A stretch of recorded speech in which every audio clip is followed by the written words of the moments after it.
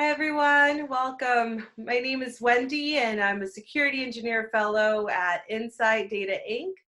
I enjoy all things DevSecOps and learning about new tools in security and how to incorporate them. And in my spare time, I like writing. Now let's get started. So today we'll be learning more about the importance of identity and key management. So who here has ever lost their house key? What about your credit card? Answer down below if you have. Well, in tech, the equivalent of a house key can be thought of in terms of an API key or an SSH key. Essentially a key that would grant you access into something. Now, according to research, about 100,000 keys get leaked every day, which means that on any given day, if somebody was to go scan GitHub, they would actually be able to find someone's keys and get access to their servers, their accounts, or applications. Now, what happens when someone gets a hold of these keys? Well, if someone were to get a hold of something like an AWS account, they would be able to spin up resources. And in the case of a developer named Ryan Hellier, he actually incurred around $6,000 worth of charges simply overnight because he had accidentally pushed his keys onto his public GitHub repository and someone was able to get a hold of them. Now, what can we do to minimize something like this from happening or stop it from happening, right? Well, for starters, we would be able to use something like Hashicorp's Vault to centralize an access point in which we can have our secret keys encrypted, stored, and from which we can actually retrieve back later if needed. Now, what is Hashicorp Vault?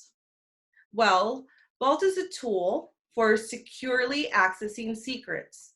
And a secret is anything that you want tight control access to, such as API keys, passwords, SSH keys. Now, how does Vault work?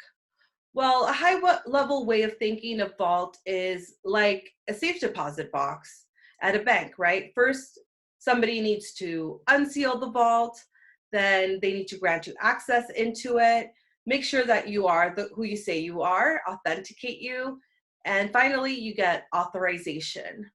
Well, next I want to go over what a workflow in Vault would look like, but for a particular scenario. This is a scenario that actually I used during my time as an Insight Fellow.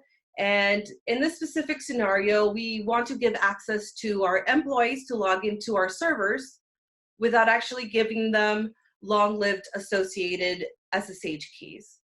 And another way of thinking of that is basically you want to grant somebody access to your house, but you don't want to give them those keys, right? So how would we do that? And what does this flow look like in Vault? Well, first we need to unseal the vault, right? And to do that, we would actually have an administrator unseal it, and then we would authenticate, and finally we would get authorization. So the two methods that we'll be using to create this flow is we're going to use GitHub to authenticate our user, say yes, you prove to be who you say you are, and secondly, we'll be using a certificate of authority to give our employees full access into our servers. So we spoke about unsealing. That was the first part. We already did that. We had an administrator open, unseal the vault, but now we need to prove that we are indeed this person or this user. So the way that we're going to do this is here we have Susie. She's an engineer. She's part of the dev team and she's part of an organization, right? And so what she's going to do is she's going to go onto her GitHub, she's going to log in, and she's going to generate a token. She's going to generate a token every day. Basically, that token is going to have time to live, which will be 24 hours, right, a day. So after she's authenticated, she still needs to get authorized because just because she's proved to be Susie doesn't necessarily mean that she has full access into our server. So we're going to move on to the next part, which is the authorization part, the part that's going to actually grant her the access into those servers.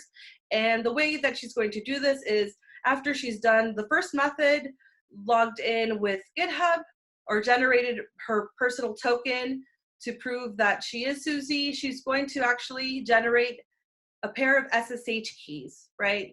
She's going to create her own pair of local SSH keys, which in turn will get signed by Vault through the certificate of authority method.